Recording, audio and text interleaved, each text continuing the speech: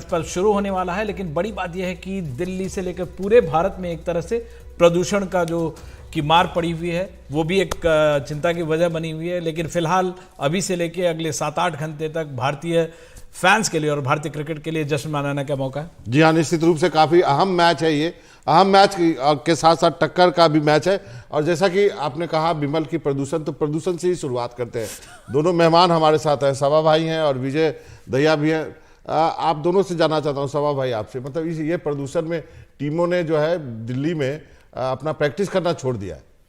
हाँ, इसका मतलब है कि हालत कुछ ज़्यादा ही गंभीर हो रही है और जब तक के हम सब लोग मिल के इसके लिए काम नहीं करेंगे तब तक हालत और बिगड़ने वाली है। और जो खबरें आ रही हैं कि आने वाले 3 या 4 दिन भी हालत कुछ इसी प्रकार से रहेंगे, AQI जो लेवल्स हैं वो बढ़ता जाएगा। तो इस स्थिति में किसी भी खिलाड़ी के लिए मैदान में उतरना और पूरे अपने दम के साथ प्रदर्शन दिखाना उतना आसान नहीं होने वाला है, क्योंकि इसका असर पड़ता है आपके लंग्स पावर के ऊपर। भैया साहब, वो दिन दूर नहीं, मास्क पहन के क्रिकेट खेलना पड़ेगा। कुछ साल पहले हुआ था, 2016 या 15 या 16 की बात है। श्रीलंका की टीम थी, फिरोजशाह कोटला में मैच था, कुछ ने लगा रखा था, पर बड़े मजेदार था। जो गेंदबाजी करने आते थे वो उतार देते थे क्योंकि अपील करनी होती थी। वो मास्क लगा के कहाँ करेंगे। लेकिन हाँ, सीरियस नोट पे अगर आप देखें ना, तो साल का ये जो कुछ महीने आते हैं, हर साल शायद हम थोड़ा और जागरूक यहाँ पर हो जाते हैं। लेकिन वही वाली बात होती है कि ये एकदम से नहीं होता है। अगर हम सब, जैसे सभा भाई ने कहा ना, किसी एक आदमी का काम नहीं है, हम सब मिलकर हैं। और जिस भी स्थिति में हम हैं ना इस समय, उसके गुनाहगार या हिस्सेदार हम सभी हैं। क्योंकि जब हम कुछ कर रहे होते हैं तो हम उसकी लॉन्ग जो बड़ी तस्वीर होती है वो तो हम देखते नहीं हैं। लेकिन जब यहाँ पहुँच जाते हैं तो फिर हम एक दूसरे की तरफ देख रहे होते हैं कि गलती किसकी है। तो कहीं ना कहीं अगर हम देखें पिछले कुछ समय में ये चीज़ें और ज़्यादा बढ़ती हुई हैं, और अगर हमने इसकी तरफ ध्यान नहीं दिया एज ए सोसाइटी तो बहुत ज़्यादा मुश्किल बढ़ने वाली है। मैच में प्लेयर की एफिशिएंसी पे असर पड़ता है कभी भी? 100% पड़ता है। अगर आप एक ऐसी जगह पे खेल रहे हैं जहाँ पर नॉर्मली, देखिए वैसे ही इतनी चुनौती है, आप ऑपोजिशन से लड़ रहे हैं, आप जो कंडीशन है उनसे लड़ रहे हैं, उसके बाद एक और अतिरिक्त चीज़ आ जाए जहाँ पर आपको लगे कि ऐसा तो हो नहीं सकता कि आपकी सोच वहाँ उस तरफ नहीं जाएगी। बिल्कुल जाएगी, क्योंकि आपको सांस लेने में दिक्कत हो रही है, आपका गला चोक हो रहा है। और जो हालत इस समय दिल्ली में है, आप बाहर निकलिए 15-20 मिनट में तो आपकी आंखों में भी ऐसे लगता है कि आप बाबा चोक इन्होंने बोला तो मुझे दक्षिण अफ्रीका की याद आ गई।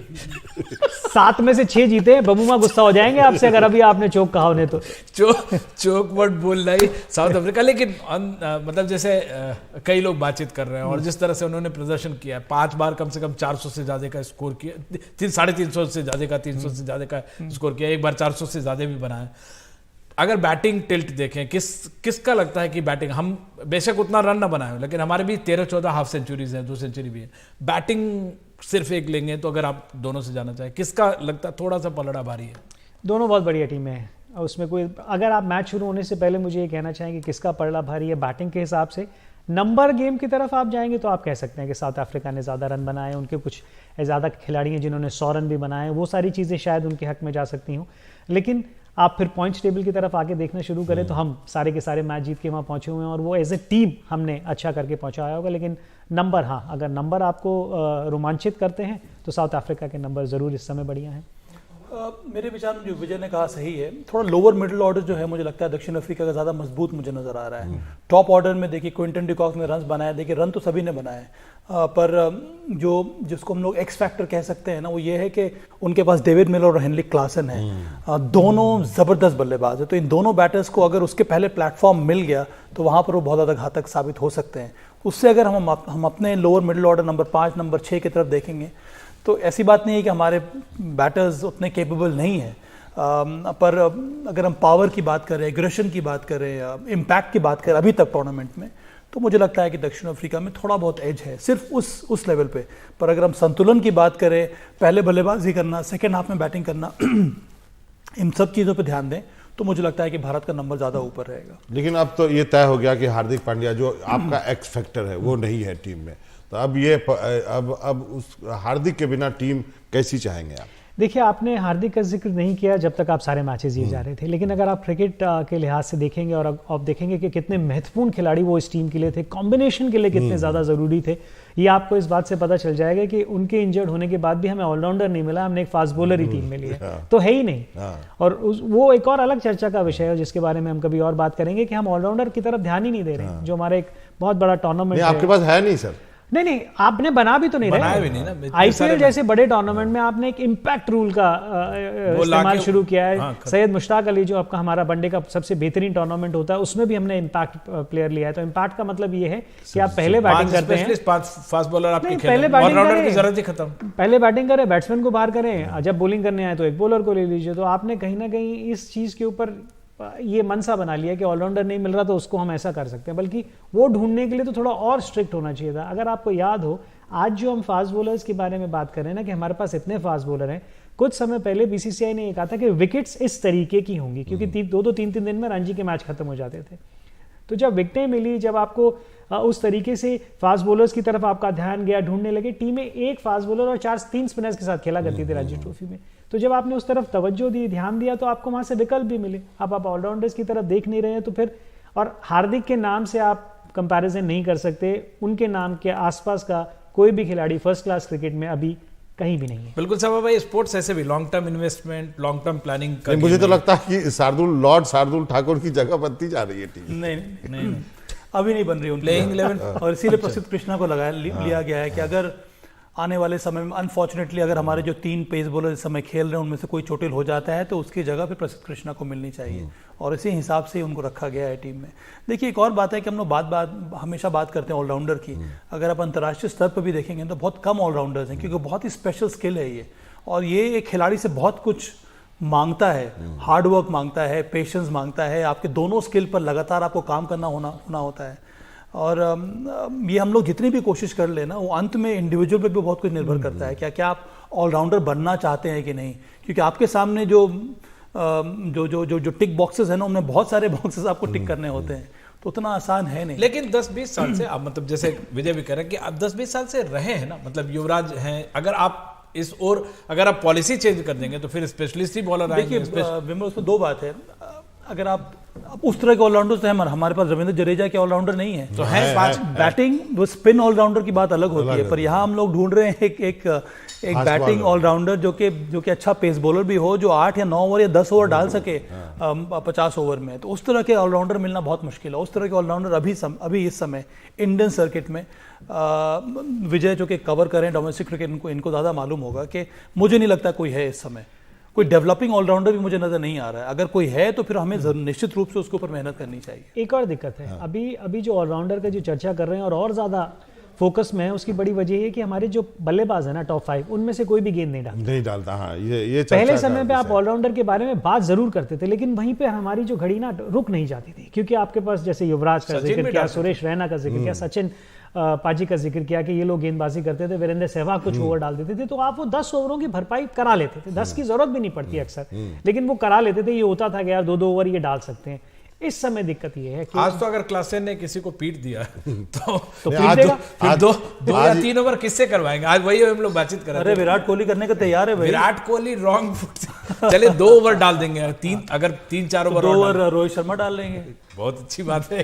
हालांकि उन्होंने कहा था जब टूर्नामेंट शुरू हुआ था, उससे पहले कहा था कि मजाक में कहा था कि अब हम लोग आर्म रोल करना स्टार्ट कर चुके हैं, मैं और विराट। श्रेयस अय्यर भी तो लेग स्पिन 1-2 ओवर तो उसने डाला है इसके पहले कोई 1-2 मैचेस में, जहां तक मुझे याद आ रहा है। चलिए उम्मीद यही है कि उसकी नौबत ना पड़े, पर अगर होगी तो फिर इन्हीं में से किसी न किसी को डालना होगा। पर विमल अगर 5 को पीट दिया 5 को नहीं, 5वें को पीट नहीं 5 को अगर पीट दिया और फिर आप ये कह रहे हैं कौन सा डालेगा, मैं कह रहा हूं 5वें को पीट दिया। 5वें ये एक कमजोर रह सकता है, और ये हम पहले भी चर्चा कर चुके हैं, लेकिन आप इस समय स्थिति देखिए, इस समय जो कॉम्बिनेशन है टीम का देखिए, आपके पास और कोई विकल्प है नहीं। अब ऐसा नहीं हो सकता कि ओवरनाइट आप ये कहेंगे जी कोई बॉल डालना शुरू कर दे और वो सीधा इंटरनेशनल मैच में डाल देगा। किसी को इंजरी हो गई या किसी को खेलते वक्त खुदा न खास्ता कोई दिक्कत हो गई तो फिर आपको जरूर डालना पड़ेगा। और क्लासन इस समय मिडिल ऑर्डर क्रिकेट में, वर्ल्ड क्रिकेट में मिडिल ऑर्डर में उनसे बढ़िया बल्लेबाज नहीं है। रूल चेंज का बहुत असर पड़ा है। हम लोग रूल चेंज के बारे में बात नहीं करते हैं अक्सर, पर ये जो मिडिल ओवर्स है ना, उसमें बहुत बड़ा परिवर्तन आया है। ये जो पहले हम लोग बात कर रहे हैं, युवराज बॉल डाल सकते थे या फिर 1-2 ओवर सुरेश रैना डलवा लेते, 4 डाल लेते थे, वीरेंद्र सहवाग डाल लेते थे, वो 5th बॉलर की जो कमी है उसकी भरपाई हो जाती थी। वो ये सब मिलजुल के एक 6th बॉलर के विकल्प में हमें नजर आते थे, तो उस तरह के कॉम्बिनेशन के साथ आप मैदान में उतरते थे। आज के ज़माने में टॉप क्वालिटी बैटिंग अटैक के सामने वो चूँकि अब 5 फील्डर आपको अंदर रखने हैं मिडिल ओवर्स में 11 से लेकर 40 तक, तो वो ऑप्शन बहुत कम जो कप्तान है वो लेना चाहते हैं, क्योंकि 1 या 2 ओवर में अगर बहुत बड़े ओवर आ गए तो फिर आपको पूरा का पूरा जो सिचुएशन है गेम का वो उसमें बहुत बड़ा परिवर्तन आ जाता है। दहिया साहब, आप कौन सी टीम चाहेंगे आज? आप क्वालिफाई कर चुके हैं, क्या आप कोई एक्सपेरिमेंट करना चाहेंगे? बिल्कुल भी नहीं। नहीं। एक्सपेरिमेंट किस चीज़ के लिए करना है? जहाँ तक हमारी गेंदबाजी है, मुझे लगता है कि वहाँ पे एक्सपेरिमेंट करने की कोई ज़रूरत नहीं। और जितना अब आप पास पहुँचते जा रहे हैं ना, अनलेस अनटिल किसी को ये लगे कि मेरे को थोड़ा सा मेरी बैक टाइट है, या किसी को थोड़ा लग रहा है कि हैमस्ट्रिंग, उसकी वर्कलोड वाली जो बात है, अगर उसमें आप बात करना चाहेंगे तो शायद आप ब्रेक कर सकते हैं, उसके अलावा नहीं। और बल्लेबाज को तो रन बनाना पसंद है, जिसके बन रहे हैं वो ब्रेक क्यों चाहेगा? और ब्रेक किस लिए? इसलिए नहीं कि आपके पास कोई और विकल्प है और आप उसका इस्तेमाल करना चाहते हैं। बल्लेबाज तो घूम फिर के फिर उतने ही है। और जिस पिच के ऊपर हम खेल रहे हैं वहाँ पे मुझे एक अतिरिक्त स्पिनर खेलता हुआ भी नहीं दिख रहा है। प्रसिद्ध कृष्णा अभी आके टीम के साथ जुड़े हैं। सिर्फ एक ही चीज़ पर आपकी टीम में बदलाव हो सकता है कि अगर आप ये सोचें कि आप अपने किसी फास्ट बॉलर को ब्रेक देना चाहेंगे। और साउथ अफ्रीका जैसी टीम के खिलाफ जो इस समय बहुत अच्छी क्रिकेट खेल रही है, क्यों छेड़छाड़ करनी? एक बहुत बड़ा एक्स फैक्टर जो विराट पे हम लोग बातचीत करेंगे, लेकिन विराट को लेके एक बड़ा दिलचस्प स्टोरी आई है। मुजफ्फरनगर में एक शख्स हैं जो कि बिरयानी बेचते हैं, और जिस दिन विराट जितने रन बनाते हैं उतनी डिस्काउंट देना शुरू कर देते हैं। तो आज भी उन्होंने रखा, बर्थडे पे विशेष है ये कहानी देखिए, उसके बाद ब्रेक में जाएंगे। वर्ल्ड कप मैच चल रहा है, तो वहीं कोहली की बल्लेबाजी भी वर्ल्ड कप मैच में बहुत अच्छे से चल रही है। वहीं मुजफ्फरनगर में हाजी मकबूल की तारी पर आज हम खड़े हैं। ये हाजी मकबूल तारी वाले जब भी वर्ल्ड कप में कोहली जितने रन बनाता है उतना ही ये डिस्काउंट अपनी तारी पर देते हैं। पहले तो हम इनकी दुकान दिखाएंगे आपको, ये इनकी शॉप है। इन्होंने अपनी शॉप के बाहर एक पोस्टर भी लगाया हुआ है, जितने होगी कोहली के रनों की गिनती उतना ही मिलेगा बिरयानी पर डिस्काउंट। ये कोहली के रनों पर इन्होंने डिस्काउंट का पोस्टर भी अपनी दुकान के बाहर लगाया है। आज हम इसी मामले में जो इस दुकान के मालिक हैं दानिश, उनसे ही बात करेंगे कि जिस तरह से आज भी मैच है और अफ्रीका और भारत का मैच है, आज विराट का जन्मदिन भी है, तो इस तरह से आज कितनी डिस्काउंट आप दे रहे हो? क्या लग रहा है आज विराट कोहली कितने रन मानेगा? दानिश जी, पहले तो आपका स्वागत है। आपने बोर्ड लगाया हुआ है अपनी दुकान के बाहर, किस तरह का ये बोर्ड है, क्या बताइए इसके बारे में? ये वही है भैया जो पिछले मैच में हमने ऑफर दिया था, जितने रन बनाएंगे उतना डिस्काउंट। आज तो हम शतक की उम्मीद रखते हैं, शतक के लिए इंतजाम करा रखे हैं सबके लिए मुफ्त बिरयानी का। तो जो बिरयानी के लिए आपके यहाँ रजिस्ट्रेशन होने शुरू हो चुके हैं? जी, रजिस्ट्रेशन तकरीबन 250 के आसपास हो चुके हैं और आगे भी ऐसे चल रहा है? और अभी चल रहा है 2 बजे तक, जब तक मैच शुरू होता है तब तक रजिस्ट्रेशन जारी है। जो भी हमारे दर्शक देख रहे हैं अभी भी आकर रजिस्ट्रेशन अपना करा सकते हैं। 2 बजे तक रजिस्ट्रेशन जारी रहेंगे, अभी 2 बजे तक। तो अगर शतक मारते हैं विराट कोहली तो फिर फ्री किया जाएगा ये बिरयानी? बिल्कुल फ्री रहेगी, जिस तरह पहले 60 वाली प्लेट साथ में दी गई 88% के लाभ से, अब के बिल्कुल फ्री रहेगी। देखिए, हम दानिश जी की दुकान में खड़े हैं, काफ़ी लोग यहाँ पे है जो बिरयानी खा रहे हैं और हम यहाँ के कुछ ही लोगों से बात करेंगे। जी, क्या नाम है आपका? मोहम्मद गुलजार है जी। गुलजार जी, अगर आज विराट कोहली यहाँ शतक मारते हैं, यहाँ पे ऑफर चल रहा है, शतक मारने पर बिरयानी फ्री है, क्या कहेंगे आपने? बहुत अच्छा ऑफर है जी, हमारे दानिश भाई की तरफ से बहुत अच्छा ऑफर दिया हुआ है।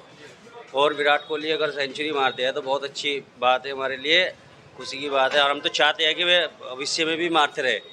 देखिए, अभी हम हाजी मकबूल की दुकान में थे, जो यहाँ के लोग हैं, जो ग्राहक है, भी उनका भी कहना यही है कि हम चाहते हैं कि जो विराट कोहली है शतक बनाए, सेंचुरी बनाए, और जब मुफ्त में तारी यहाँ बिरयानी फ्री में खाने को मिलेगी, क्योंकि यहाँ पर ऑफर चला हुआ है। मुजफ्फरनगर से मोनू सिंह, NDTV इंडिया।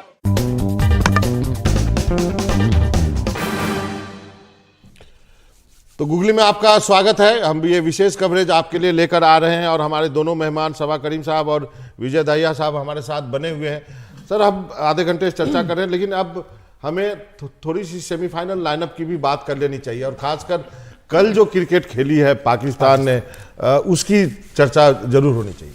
हाँ, बहुत ही शानदार कमबैक रहा है। 400 बनाए थे न्यूजीलैंड ने। वो अलग बात है कि चलिए बारिश की वजह से थोड़ा बहुत इक्वेशन बदल गया, पर उसके बावजूद जब मैच रद्द किया गया तब भी उनका स्कोर 200 पे 1 था, एक ही विकेट था। और फ़खर जमान ने बैक टू बैक 2 शानदार पारियां खेली हैं। इसके पहले तो चलिए वो शतक नहीं लगा पाए थे, पर कल के मैच में चिन्नस्वामी ऐसे भी एक हाई स्कोरिंग ग्राउंड रहा है, पर उसके बावजूद 400 के दबाव में आकर बैटिंग करना, वो भी ऐसी स्थिति में जब आपको मालूम है कि ये मुकाबला आप हार जाएंगे तो आप इक्वेशन से बाहर हो सकते हैं। ये ज़बरदस्त कमबैक है पाकिस्तान का। केवल हार वजह से हम लोग बार बार कहते आते हैं कि पाकिस्तान की टीम के बारे में ना उनको ही पता नहीं है कि उनकी टीम किस तरह से प्रदर्शन करेगी, पर टॉप ऑफ द ऑर्डर में अगर आपके पास फ़खर जमान ने अपने फॉर्म को फिर से एक तरह से री इन्वेंट कर लिया है। तो अभी ये चर्चा होने लगी है कि सेमीफाइनल में इंडिया और पाकिस्तान ना हो जाए। बिल्कुल चर्चा होने लगी और ये तो सबको फेवरेट टाइम पास है ये टॉपिक तो कि इंडिया पाकिस्तान कितनी बार एक टूर्नामेंट में खेल सकती है, तो बिल्कुल चर्चा होगी इस बारे में। लेकिन हाँ, चर्चा इस बारे में भी होनी चाहिए कि वो ड्रेसिंग रूम में जब आप अच्छा नहीं कर रहे हैं, 400 बोर्ड पे लग गए हैं, तो क्या बॉडी लैंग्वेज होगी, क्या एक दूसरे की तरफ देख रहे होंगे, कहीं पर भी क्या इस तरीके का विश्वास था कि कौन ऐसा एक तरीके का प्रदर्शन हो। और पाकिस्तान के बारे में ना हमेशा ये कहा जाता है कि वो एक ऐसी टीम है, अगर कॉन्फिडेंस वापस आ जाता है ना तो फिर वो कुछ भी कर सकती है। और ऐसा ही फ़खर जमान की जो पारी है उसने किया है, क्योंकि बाबर ने जिस तरीके से बल्लेबाजी कर रहे थे वो साफ दिख रहा था कि दबाव है उनके ऊपर। आप 400 रनों का पीछा 100 रन की स्ट्राइक रेट के साथ नहीं कर सकते।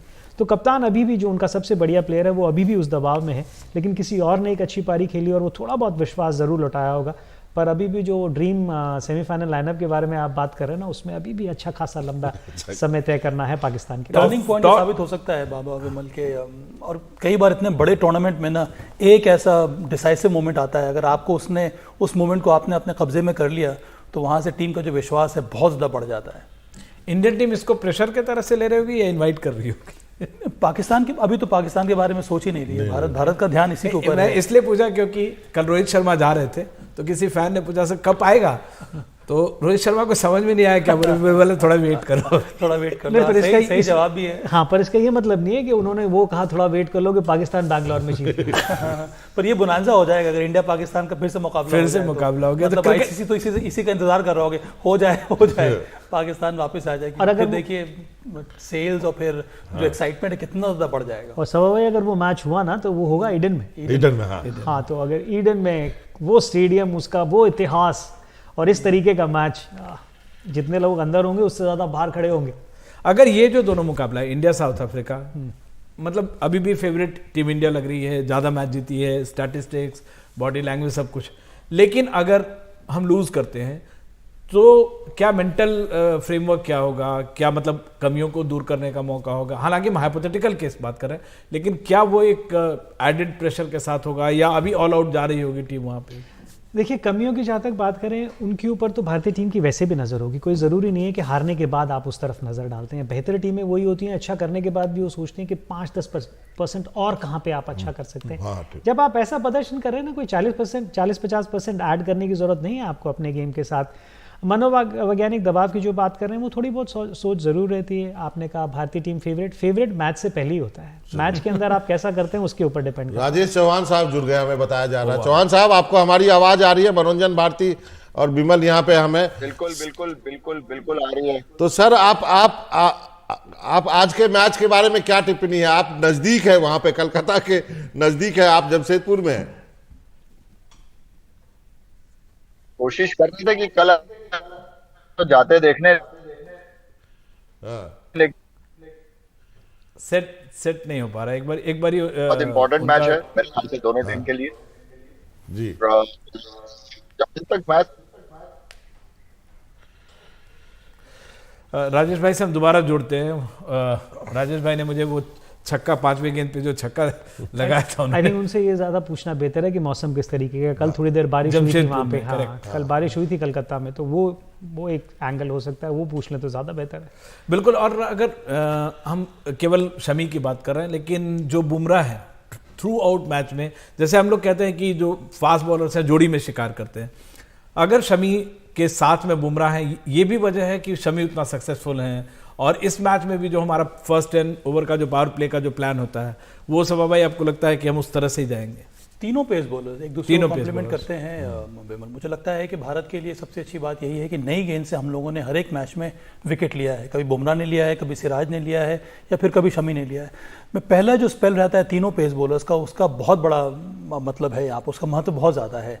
और ऐसी टीम जिन्होंने अपने पहले स्पेल में नई गेंद के साथ विकेट लिया है, उस टीम का दबदबा रहा है। अब दक्षिण अफ्रीका के भी बॉलिंग अटैक देखें तो इसीलिए मैंने कुछ दिन पहले इसके बारे में बात भी की थी विमल के दोनों टीमों में समानताएं हैं। समानताएं यही है कि उनके बॉलिंग अटैक में 5 के 5 कंप्लीट बॉलर हैं, दक्षिण अफ्रीका के पास भी और भारत के पास भी है।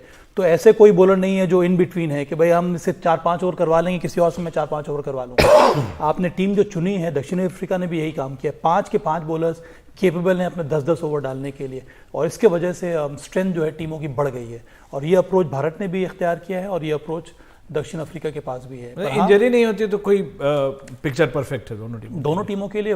दक्षिण अफ्रीका के पास 2 स्पिनर्स, दोनों के दोनों क्वालिटी स्पिनर्स, दोनों अच्छे फॉर्म में हैं, तो दक्षिण अफ्रीका को लगेगा कि कंडीशन फेवरेबल है स्पिनर्स के लिए, विकेट थोड़ा धीमा है, तो वहाँ पर वो 2 स्पिनर्स खिला सकते हैं। उनके साथ साथ 3 उनके पास सीम बॉलर्स हैं, और उनके पास भी तीनों सीम बॉलर्स अबव 140 करते हैं। तो उस तरह से देखा जाए तो दोनों की जो बॉलिंग अटैक है उसमें संतुलन है। राजेश चौहान हमारे साथ फिर से जुड़ गए हैं। राजेश जी, अगर मैं अभी हम लोग बातचीत कर रहे थे, वो आपका छक्का याद आ रहा है जो 5वीं गेंद पे आपने लगाया था।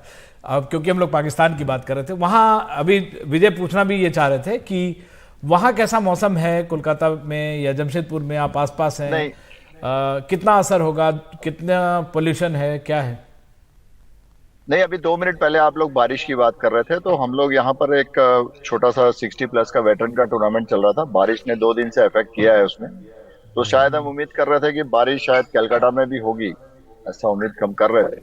और बाकी मुझे आज का तो नहीं मालूम है कि वहाँ क्या पोजीशन है, लेकिन हाँ, ये मैच दोनों टीम के लिए बहुत इंपॉर्टेंट है। अब बारिश हो या न हो, जो हमारे फार्मूला है डकवर्थ लुइस वाला, जो फार्मूला है, वो मेरे ख्याल से उसको ध्यान में रख करके आज टीमों को खेलना चाहिए। बाकी तो अब जहां पर मैं देख रहा था, सुन रहा था कि सब बता रहे थे कि 5 बॉलर बैट्समैन, अभी तक हमको एक चीज जो हमारी जो नेगेटिविटी दिख रही है इंडिया टीम के अंदर, कि हमने जब भी पूरी बैट्समैनों ने बैटिंग की है, हमारी अभी तक पूरी बैटिंग ऐसे आई नहीं है, लेकिन जब भी आई है तो पीछे के बैट्समैनों ने अभी तक 50 रन से 60 रन से ज्यादा पूरे नहीं बनाए।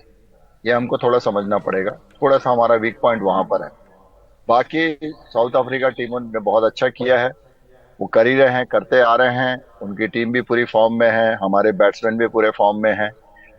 हमारे 4 बैट्समैन 5 बैट्समैन जिनके ऊपर हम भरोसा करके अभी तक चल रहे हैं, लेकिन हमें थोड़ा सा अभी समझना पड़ेगा कि अब जो है, अब हमको जो बैटिंग का पूरा 7 बैट्समैन या जो भी है उनको पूरे हम लोग अच्छे से खेलना पड़ेगा। जी, शायद ये मौका भी नहीं मिला सभा कि हमें वहां तक जाने की जरूरत। हम 2 बार मतलब पहले बल्लेबाजी हमें मिली, एक बार हम 350 से ऊपर गए, एक बार हमारा खराब रहा है।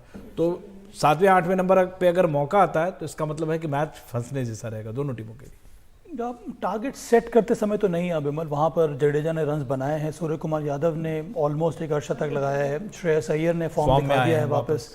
अब देखिए, जब आप 7 बैटर्स के साथ मैदान में उतरते हैं तो रिस्पॉन्सिबिलिटी बढ़ जाती है, कुछ उसी किस्म से जिस तरह से 5 बॉलर्स के ऊपर रिस्पॉन्सिबिलिटी बढ़ती है। जब आपको मालूम है कि आपके पास 6 बॉलिंग ऑप्शन नहीं है तो आप ज़्यादा जिम्मेदारी के साथ गेंदबाजी करते हैं। कुछ उसी लिहाज से अगर देखा जाए तो इस समय भारत के पास जडेजा को अगर जोड़ लिया जाए तो 7 आपके पास बैटर्स हैं, तो इन 7 को ही काम करना होगा। तो अब निर्भर करता है कि आप किस तरह से अपने पारी को कंस्ट्रक्ट करते हैं, एक इंडिविजुअल के रूप में या फिर एक टीम के हिसाब से। हाँ, वो एक एरिया है और उस पर ज़रूर मेहनत करनी होगी। दक्षिण अफ्रीका के पास वहाँ पर वो एज है क्योंकि उनके पास डेविड मिलर और हेनरी क्लासन पावरफुल स्ट्राइकर्स हैं, तो वो एक तरह का एज ज़रूर है दक्षिण अफ्रीका के पास। पर अंत में अगर हम बैलेंस की बात देखें, प्रदर्शन की बात देखें, स्ट्रेंथ देखें, तो मुझे भी लगता है कि भारत के पास थोड़ा बहुत एज है इस मुकाबले में। तो दहिया साहब, मतलब आज का जो मुकाबला एकदम बराबर की टीमों का मुकाबला आप कह सकते हैं कि दोनों की जो टीम है, दोनों बैटिंग में भी और बॉलिंग में भी एकदम बराबर गए। बराबर का मुकाबला है, लेकिन आपको मुकाबले के अंदर मुकाबले देखने चाहिए। मैं यहाँ पे देखना चाहूँगा क्विंटन डिकॉक वर्सेस बुमराह। मैं यहाँ देखना चाहूँगा विराट कोहली वर्सेस केशव महाराज। वो मुकाबले आपको देखने हैं। दोनों टीमों को तो सबको पता ही है कि किस तरीके से कहाँ पे प्रदर्शन कर रही हैं। एक टीम पूरे 7 के 7 मैच जीती है, एक ने 7 में से 6 मैच जीते हैं। दोनों की टीम के पास जो विकल्प हैं वो बहुत बढ़िया है, लेकिन इंडिविजुअल बैटल जो देखनी होगी ना, उसकी तरफ आपकी नज़र रहेगी कि वो कैसे चलता है। अगर टॉस अभी जो थोड़ी देर में होगा, उस लिहाज से आप लोग दोनों से, राजेश जी से भी पूछना चाहूँगा, हमें 2 बार पहले बल्लेबाजी की है और दोनों में अलग अलग सिचुएशंस में हमने परफॉर्म किया। आपको लगता है मिल जाए बैटिंग, या हम अगर टॉस जीतते हैं, क्या हम वो ऑप्शन देख सकते हैं अगर बल्लेबाजी ये करना पड़ा पहले? देखिए, पर इंडिया का प्रेफर्ड चॉइस है और इंडिया को मालूम है कि इन कंडीशंस में वो प्रेफर करते हैं चेस करना। तो मुझे लगता है कि रोहित की सोच यही होगी। दोनों बार जो बैटिंग की है वो तब भारत ने बैटिंग की है जब उनको कहा गया है बैटिंग करने के लिए।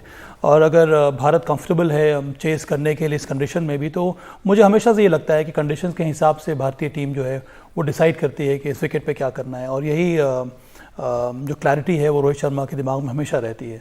इसका ये मतलब नहीं है कि भारत केपेबल नहीं है पहले बैटिंग करने के लिए और एक बड़ा स्कोर खड़ा करने के लिए।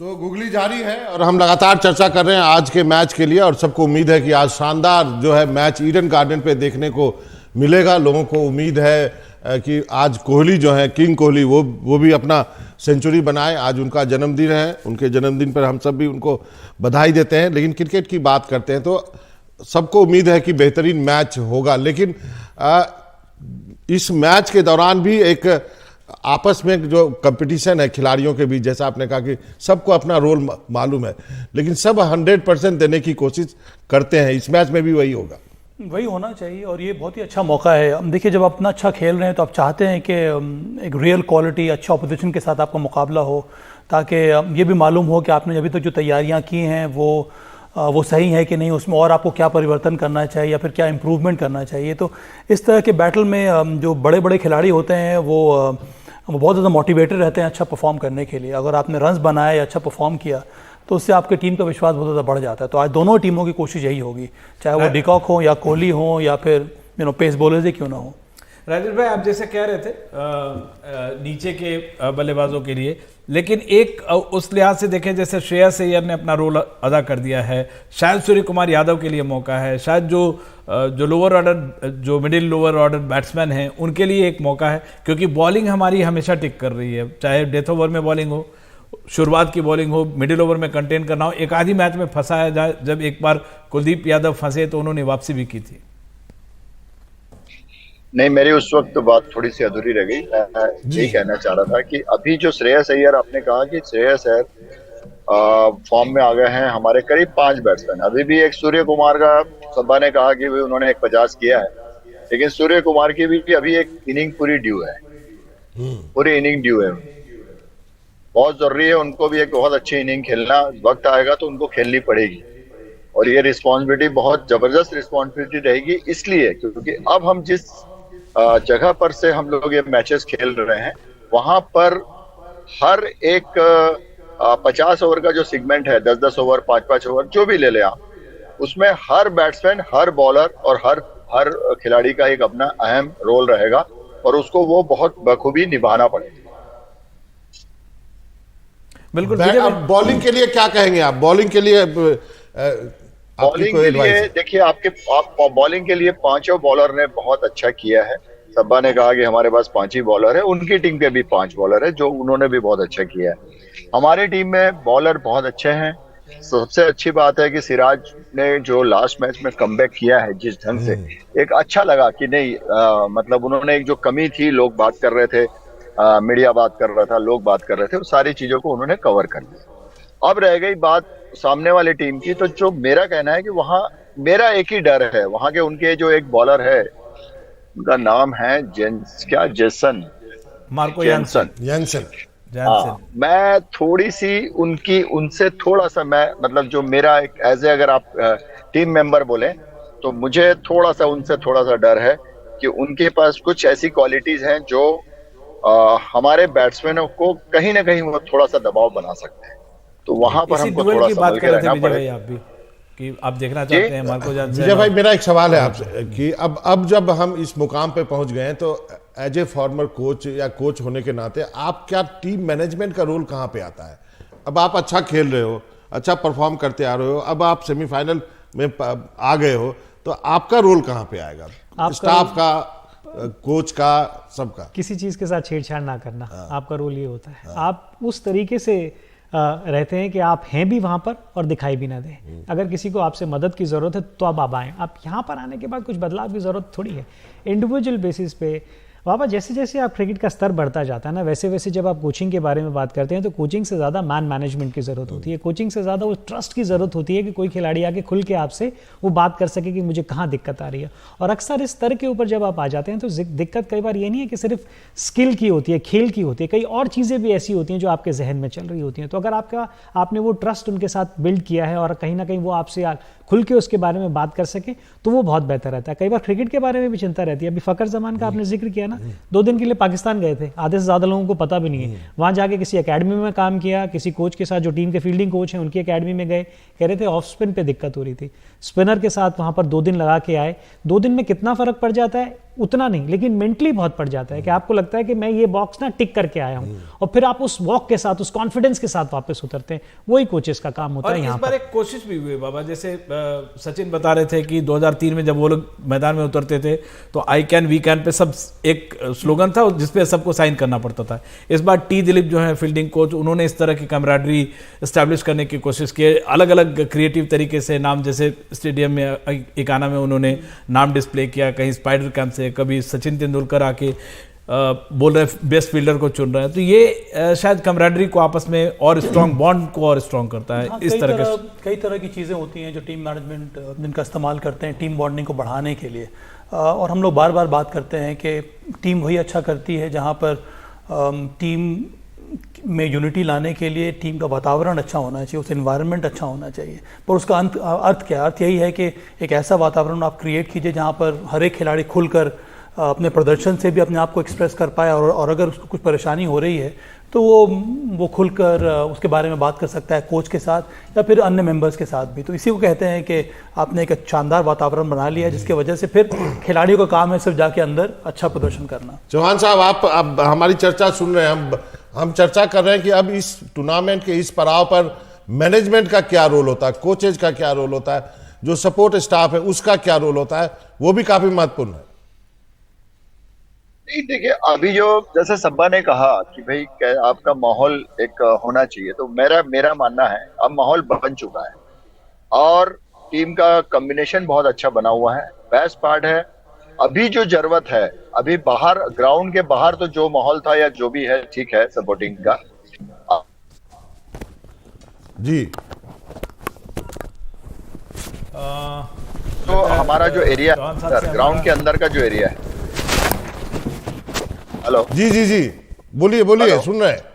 जो ग्राउंड के अंदर में जब मुझे जरूरत है इंस्टेंट तुरंत कि मुझे इसी ओवर में जरूरत है चेंजेस की, डिस्कस करने की, वो चीजें जो अभी पिछले 2 मैच से दिखी है कि सीनियर्स और जूनियर्स, अगर आपने देखा हो तो एक एग्जांपल देता हूं कि एक वो लेना था क्या बोलते मेडल फील्डिंग का रिव्यू को बहुत कॉन्फिडेंटली, कि बहुत कॉन्फिडेंटली केएल राहुल ने कहा कि नहीं लेना है, और उस चीज को रिव्यू लेना था बॉलर, मेरे ख्याल से बॉलर, तो ये सब चीजें अब दिखने लगी हैं। और ये अब हमारा ये प्रॉब्लम नहीं है कि हमारा टीम का माहौल कैसा है, अब प्रॉब्लम हमारी ये है कि सिर्फ हमें अपनी जो कैपेसिटी है उस कैपेसिटी के अंतर्गत हमको अब जो 2, 3, 4 मैच जो भी बचे हैं उसमें हमें इसको सही ढंग से फॉलो करके हमको इसमें आगे निकलना। विराट के बारे में कुछ कहना चाहेंगे? आज उनका जन्मदिन है, लोग सेंचुरी की उम्मीद कर रहे हैं विराट से। उनको जन्मदिन की बधाई और उम्मीद करता हूं कि वो अपने जन्मदिन में अपने ही परिवार को एक बहुत अच्छी इनिंग का तोहफा देंगे, और वो तोहफा वो अपने परिवार के लिए रखें तो उससे पूरे देश को फायदा होगा, ये उम्मीद के साथ उनको विश कि भाई उनका जन्मदिन उनको बहुत शुभ हो। एक इंपॉर्टेंट बात, मान लीजिए इंडिया टॉस जीतता है तो साउथ अफ्रीका के लिए चेज करना उनकी मुश्किल है, तो क्या हम उनको चेज मतलब पहले बल्लेबाजी करने देंगे? क्योंकि पहले बल्लेबाजी में वो घातक साबित हुए अभी तक। 5 बार उन्होंने 7 में से 5 बार 300 से ज्यादा का बड़ा स्कोर किया, एक बार तो 400 से ज्यादा ले गए। आज जो स्थिति है वहां पर मौसम के हिसाब से हमको करना पड़ेगा, कैलकुलेशन के हिसाब से करना पड़ेगा। मौसम क्या है मुझे नहीं मालूम, आप लोगों को अगर पता है तो मुझे नहीं मालूम, लेकिन वहां का मौसम, पिच कंडीशंस, ये 2 चीजें वहां ध्यान में रखी और हमें कैलकुलेशन के साथ उतरना पड़ेगा कि, और सारे कैलकुलेशन कि अगर हम पहले फील्डिंग टॉस हारते हैं वहां से शुरू करनी पड़ेगी और टॉस जीतते हैं वहां से हमको शुरू करना। मौसम आप जो बार बार कह रहे हैं, मौसम अभी वहाँ 31 डिग्री टेम्परेचर की बात कही जा रही है, ह्यूमिडिटी 63% है, थोड़ा विंड भी है, विंड स्पीड 6 किलोमीटर का है। तो इस लिहाजा जो है अगर टॉस जीतती है तो ये देखना दिलचस्प होगा कि अगर इंडिया टॉस जीतती है तो क्या साउथ अफ्रीका को पहले बल्लेबाजी करने कहेगी, क्योंकि साउथ अफ्रीका के लिए पहले बल्लेबाजी जो है वो एक घातक अब तक साबित, मतलब वो टीम बहुत ही लिथल साबित होती रही है, ये देखना होगा। राजेश भाई तो विराट कोहली की हम तस्वीरें देख रहे हैं, उनसे तकनीकी रूप से फिर से जुड़ने की कोशिश कर रहे हैं। विराट कोहली का आज 35वां जन्मदिन है और अपने जन्मदिन पर वो पहले भी मैच खेल चुके हैं, टेस्ट मैचेस और T20, लेकिन ये पहला मौका है जबकि वो वनडे मैच खेल रहे हैं और बड़ी उम्मीदें की जा रही हैं क्योंकि इस टूर्नामेंट में उन्होंने एक शतकीय पारी खेली है। एक और शतकीय पारी खेलते हैं तो सचिन के रिकॉर्ड की बराबरी करेंगे। और बहुत सारे खिलाड़ी, रिकी पॉन्टिंग तो कहते हैं कि उन्होंने इनसे बेहतर वनडे खिलाड़ी देखा ही नहीं। रिकी पॉन्टिंग खुद ही 2 बार के वर्ल्ड विश्व कप विजेता कप्तान रहे हैं। तो जाहिर तौर पे बहुत सारे कॉम्प्लीमेंट्स हैं दुनिया भर से, देश भर से विराट कोहली के लिए जो शुभकामनाओं का सैलाब आ रहा है। बाबा जी हाँ, निश्चित रूप से। और जो विमल आप बात कर रहे हैं वो काफ़ी इंपॉर्टेंट है कि यदि हम टॉस जीते हैं तो क्या करेंगे, क्योंकि ये जो आज का टॉस ऐसा है कि वो कैच 22 सिचुएशन। यदि कोई और टीम होती तो आप टॉस जीत के उनको बोलते कि भाई आप बैटिंग कीजिए, लेकिन आप एक ऐसी टीम को न्योता देंगे बैटिंग बहुत स्ट्रांग है, जो कि यदि शुरू में बैटिंग करते हैं तो वो 400 तक लगा सकते हैं। 8 सेंचुरीज है बाबा, सोच लीजिए। तो सबसे ज्यादा इस टूर्नामेंट में सेंचुरीज जो है उन्हीं का, और क्विंटन डिकॉक का फॉर्म में होना ये तो बहुत आज के दिन रोहित शर्मा होना जो है उनके लिए सबसे बड़ा सिर दर्द वाली बात है कि रोहित शर्मा यदि टॉस हार गए तो चलिए वो कहेंगे चलिए टॉस हार गए, टॉस जीत गए तो भी उनके पास मुश्किल है। टॉस हार गए तो जो आपको चेंज करना पड़ेगा, आप अच्छा चेंज करते हैं। मौसम के बारे में अटकलें लगाई जा रही हैं। अभी हम राजेश चौहान जी को सुन रहे थे, वो जमशेदपुर में थे, उनका कहना है कि वो जिस टूर्नामेंट के लिए वहां गए थे वहां पे 2 दिन लगातार बारिश हुई है, तो वहां पर मौसम कैसा रहेगा। और चूंकि नॉर्थ इंडिया में हम है तो नॉर्थ ईस्ट की तरफ हम बढ़ते जा रहे हैं, तो ओस भी काफी रहेगा। ओस आजकल जो है जो ड्यू फैक्टर है उसको देखते हुए भी आपको बाद में बल्लेबाजी आपको सूट करेगी। तो इन सारे चीज़ों को ध्यान में रखते हुए अब निगाहें जो है रोहित शर्मा के ऊपर टिकी हुई हैं, निगाहें जो है विराट कोहली के ऊपर टिकी हुई हैं कि विराट से एक और सेंचुरी की लोग उम्मीद कर रहे हैं। बहुत प्रेशर होगा उन पर, हालांकि विराट इन सब प्रेशरों के जो है दवाब के आदी है। बाबा मेरी नजर शमी पे टिकी हुई है, क्योंकि मैं कल गया था एक क्रिकेट टूर्नामेंट में, वहाँ कई सारे जो इंडिया खेले हुए हैं, फुलचंद उन कई शिवम मावी, भुवनेश्वर, इन सारे के कोच है, और उन्होंने एक बहुत बड़ी बात बोली। उन्होंने कहा कि मौजूदा फॉर्म में कोई कंपैरिजन नहीं है, लेकिन मौजूदा फॉर्म में वो मैग्रा जितने खतरनाक है। मतलब बॉल डालते हैं, रिलीज करते हैं, उनको पता है कंट्रोल है उस पर, जहां डालते हैं वहां से लेफ्ट राइट बॉल जाती है स्ट्रेट। आपकी बदरुद्दीन सिद्दीकी से भी बात हुई है, जो कि कोच है जी, बताइए उनके बारे में बताइए। बदरुद्दीन सिद्दीकी जो है इनके कोच हैं और शमी के, और उन्होंने बताया कि शमी क्यों अलग कर रहे हैं। उन्होंने ये भी बताया कि वो ओस के उन्होंने प्रैक्टिस की है, उसमें कैसे गेंद डालें। इसके अलावा उन्होंने घर में बहुत अच्छे विकेट तैयार किए, 2 तो फास्ट विकेट है, फास्ट बॉलर हैं ग्रीन के, लेकिन एक पाटा विकेट भी तैयार किए। और वहाँ पे जो एकेडमी से बच्चे बुलाते, क्योंकि बाहर आते हैं तो मुरादाबाद में लोग ऑटोग्राफ वगैरह लेके उनका टाइम वेस्ट चला जाता है, लेकिन वो अपना उनका फार्म हाउस घर है बड़ा, वहाँ पे अमरोहा में, और 3 वहाँ पे ये है 3 बहुत अच्छे विकेट तैयार किया अलग अलग कंडीशंस के लिए। तो शमी अगर अच्छा कर रहे हैं तो उसकी वजह है कि लगातार क्यों अच्छा कर रहे हैं। और दूसरी बात है, सभी जिन पे ट्रस्ट करते हैं, जैसे वो अपने कोच पे ट्रस्ट करते हैं, तो उससे एकदम वाजिब सलाह लेते हैं। जैसे अभी बता रहे थे विजय कि फखर जमान पाकिस्तान गए, या बांग्लादेश के जो कप्तान है वो बांग्लादेश जाके आया।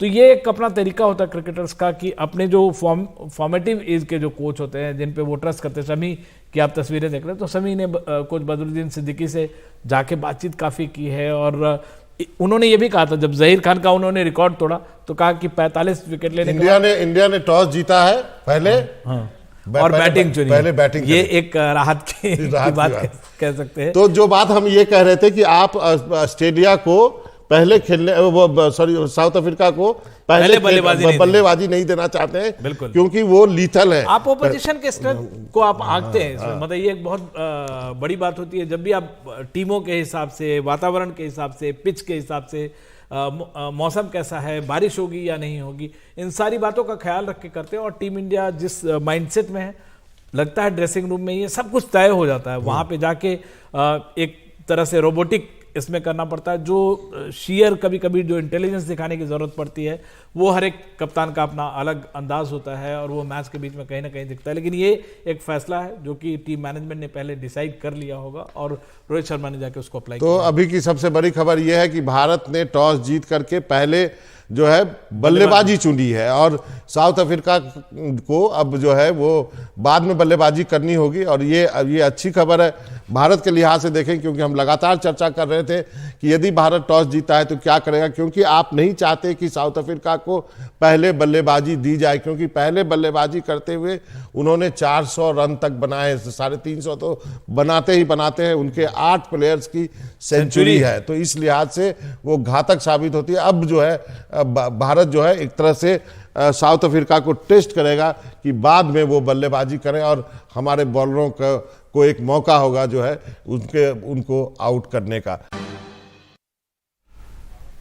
तो गुगली जारी है हमारी, और आपको जो खबर ये है कि भारत ने टॉस जीत करके पहले बल्लेबाजी चुनी है, और ये एक अच्छी खबर है। पहले जो है इस बात को लेकर कयास लगाए जा रहे थे कि क्या पहले जो है टॉस यदि जीते हैं तो क्या करेंगे। हमारे साथ हमारे मेहमान हैं, इनाक्षी हमारे साथ हैं, और फॉर्मर क्रिकेटर हैं, और ब्रिज की रितिंदर भी हमारे साथ, सोडी भी हमारे साथ हैं। रितिंदर आप बताएं। दिनेश चोपड़ा भी जोड़ने की कोशिश कर रहे हैं। रितिंदर, सबसे पहले आपके पास आते हैं। ये टॉस जो हमने जीता है, क्या ये डिलेमा था कि हम कहीं उनको बैटिंग तो ना दे दें, चेज करना हमारे लिए इज होगा? जी हाँ विमल, देखिए बिल्कुल, अगर आपको किसी चीज की आदत नहीं है ना, तो अगर आपको उस आदत का कहीं ना कहीं सहारा लेना पड़े, तो साउथ अफ्रीका कुछ अब उस स्थिति में है, क्योंकि इनको आदत है पहले बल्लेबाजी करने की, बड़े रन खड़े करने की, बहुत अच्छा खेले हैं पहले बल्लेबाजी करते हुए, लेकिन अब अपनी आदत से हटके चेज करना पड़ेगा। तो अब जो आदत नहीं है वो क्या अब करेंगे आज, ये देखना इंटरेस्टिंग रहेगा। लेकिन भारत ने जरूर इनको एक अनकंफर्टेबल पोजीशन में डाला है, क्योंकि भारत जानती है भारत ने पहले बल्लेबाजी की है, हमने चेज भी किया है, तो कहीं ना कहीं हम मुकम्मल नजर आ रहे हैं। लेकिन साउथ अफ्रीका के लिए अब चेज करना, बैटिंग अंडर प्रेशर इतना आसान नहीं होगा। अगर हम क्विंटन डी कॉक की बात करें, माकरम की बात करें, कहीं ना कहीं आपको आस्किंग रेट के साथ चलना होगा, और जब आप टोटल खड़ा करते हैं ज्यादा प्रेशर नहीं होता है। तो जी हाँ, आज साउथ अफ्रीका का एक अलग सा टेस्ट होने वाला है। इनाक्षी, आप क्या कहेंगे? अब जो है आया ऊंट पहाड़ के नीचे वाली कहावत आज साबित होगी साउथ अफ्रीका के लिए?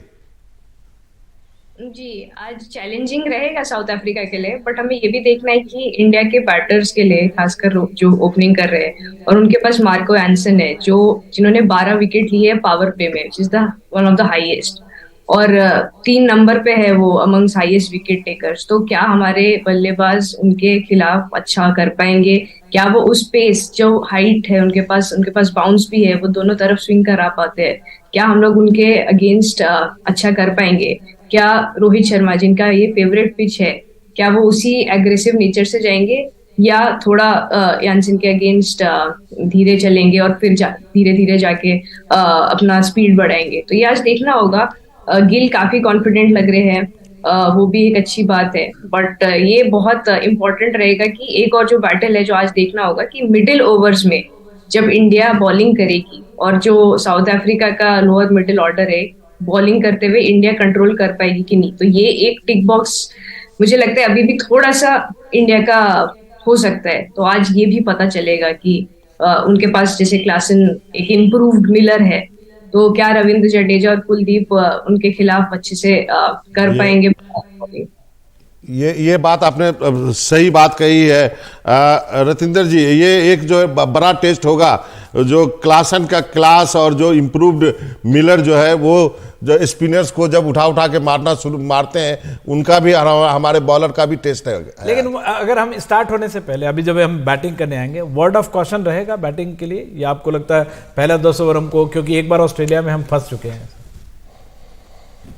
देखिए विमल और बाबा, हमें एक बात तो माननी पड़ेगी, ये मैच है बराबर का मैच है। हम उस टीम के साथ खेल रहे हैं जो बड़ी फॉर्म में है, जिन्होंने वर्ल्ड कप में अपनी तूती बुलवाई है। तो यहाँ पे आसान नहीं होगा भारत के लिए, लेकिन भारत जिस फॉर्म में है, यहाँ पे भारत को मात देना कतई आसान नहीं है। और आपने सही कहा, पहले 10 ओवर अगर हम बात करें, जो साउथ अफ्रीका का बॉलिंग क्रम है, काफी तेज गति से बॉलिंग करते हैं, अच्छी पिचिंग दिखाई है इनके बॉलर्स ने। तो वहां पे शुभमन गिल को, रोहित शर्मा को हमें अच्छा शुरुआत देना बहुत जरूरी है। लेकिन कहीं ना कहीं अगर अच्छा शुरुआत मिल जाता है तो हमारे जो बल्लेबाज हैं, अगर हम मिडिल ऑर्डर की बात करें, विराट कोहली की बात करें, श्रेयस ने बड़ी फॉर्म को पकड़ लिया है, तो साउथ अफ्रीका अब ये सोच रही होगी कि कौन सा प्लेयर फॉर्म में नहीं है जिसके अगेंस्ट हम अटैक करें। तो आसान बिल्कुल नहीं है, लेकिन जी हाँ, बॉलिंग क्रम उनका काफी अच्छा है।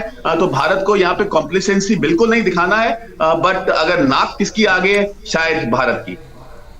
दिनेश चोपड़ा भी हमारे साथ जुड़ गए हैं। चोपड़ा साहब, आपका स्वागत है। ये जो हम बातें कर रहे हैं कि थोड़ी कॉशन भी चाहिए यदि आप शुरुआत में जो है बल्लेबाजी के लिए जाते हैं और जो उनका बॉलिंग लाइनअप है उसको देखते हुए। जी बिल्कुल, जैसे रितेंद्र ने कहा, कॉशन तो बनती ही है। मनोरंजन जी, इतना बड़ा मैच है और कब देखिए, बल्लेबाज हमेशा कहते हैं कि जो बल्लेबाजी में सबसे मुश्किल स्पॉट है, चाहे वो किसी भी फॉर्मेट में हो, वो ओपनिंग द बैटिंग है। तो थोड़ा कंजर्वेटिव अप्रोच वो रखना ही पड़ेगा, क्योंकि सामने वाले जो गेंदबाजी भी है, चाहे वो मार्को जेनसन है या एनगीडी है या रबाडा है, वर्ल्ड क्लास बॉलर्स हैं। उनके पास वो स्किल्स हैं, उनके पास वो हाइट है, खासकर मार्को जेनसन के पास, जो इंडियन बल्लेबाजी को थोड़ा चैलेंज कर सकते हैं। तो थोड़ा कंजर्वेटिव शुरू के 2-3 ओवर निकालने पड़ेंगे रोहित और शुभमन गिल को। उसके बाद वो शायद अपनी एक गेम पे फिर वापस आ सकते हैं। दिनेश, साउथ अफ्रीका 2 स्पिनर्स के साथ के ये हैं, तो आप और इंडिया ने टॉस जीत के उनको जो पहले बैटिंग करवाया, आपको लगता है कि एक रोहित शर्मा को एक मौका भी मिला और वो माइंड गेम खेल गए? मुझे लगता है कि विमल, यहाँ की विकेट जो अभी तक हम खबरें देख रहे हैं थोड़ी सी स्लो बता रहे हैं एज कम्पेयर टू जो पिछले जहां पे मैचेस साउथ अफ्रीका की टीम खेलती आई है। ईडन गार्डन की विकेट थोड़ी सी स्लो बता रहे हैं, तो शायद उन्हीं खबरों के अनुसार, उन्हीं के अनुकूल ही शायद दक्षिण अफ्रीका ने ये डिसीजन लिया कि वो 2 स्पिनर्स के साथ जाएंगे इस प्लेइंग 11 में।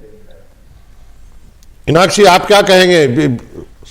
2 स्पिनर्स के साथ जाना और इंडिया के लिए जो बैटिंग लिया है, इस कोई माइंड गेम भी है और हमारे लिए एक बेहतर, मतलब जो टॉस का जो मनोबल जो होता है, मतलब पहले जो आपने प्लान बनाया, एडवांटेज है, प्लान ए बनाया तो प्लान ए के साथ आप जा सकते हैं। मुझे ये माइंड गेम लगता है टॉस के सेंस में, कि आप दूसरे की अपोजिशन की वीकनेस को एक्सप्लॉइट कर रहे हैं। आप देखना चाहते हैं लास्ट जितने भी मैचेस खेले हैं, जो नीदरलैंड्स के साथ हुआ, जो पाकिस्तान के साथ हुआ, जिस हिसाब से साउथ अफ्रीका ने चेजिंग करते हुए चोक किया, तो वो आई थिंक वो माइंड गेम था। स्पिनर का मुझे नहीं लगता है। मुझे तो खासकर ये लग रहा था कि प्रेस कॉन्फ्रेंस में बोलना शायद माइंड गेम था और वो शायद शम्सी को नहीं खिलाते, बट जब आज उन्होंने खिलाया, और जैसे कि दिनेश जी भी बोल रहे हैं कि स्लो है, बाउंस भी कम है, तो हाई स्कोरिंग पिच नहीं लग रही है। I think 280 290 should be a good score अगर इंडिया पहले बैटिंग कर रहा है तो। जी, आप दोनों बने रहिए, एक ब्रेक के लिए रुकते हैं, अब उसके बाद आएंगे तो गूगली हमारी जारी रहेगी।